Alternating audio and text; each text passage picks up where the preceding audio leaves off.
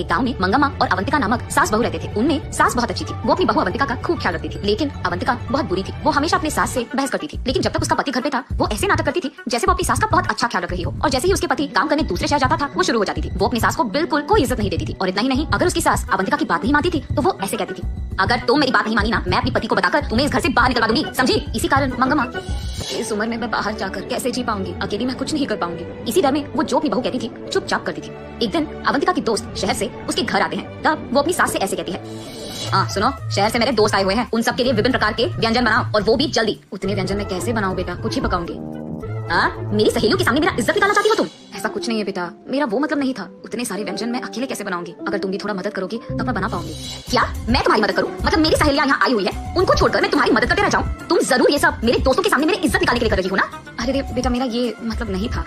ठीक है, मैं वो सारे व्यंजन बना दूंगी, तुम जाकर अपनी सहेलियों से बात करो। ये कहकर मंगम्मा वहाँ से जाकर रसोई घर में एक के बाद एक व्यंजन बनाने लगती है। और यहाँ अवंतिका उसकी सहेलियों के सामने, देखा तुम लोगों ने, मैं मेरे सास को मेरे काबू में रखती हूँ। मेरी सास तो मेरे सामने अपना मुंह भी खोलती नहीं है, मैं जो बोलूँ वही सुनती है, एकदम कुत्ते की तरह। ऐसे वो उसकी सास का मजाक उड़ाती है। उस सारे सहेलियों में से एक उसे देख ऐसे कहती है, अरे सुनो, इस उम्र में अपनी सास को इतना काम देना ठीक नहीं लग रहा मुझे, और वो अकेली इतनी सारे काम कैसे करेगी अवंतिका। ऐसे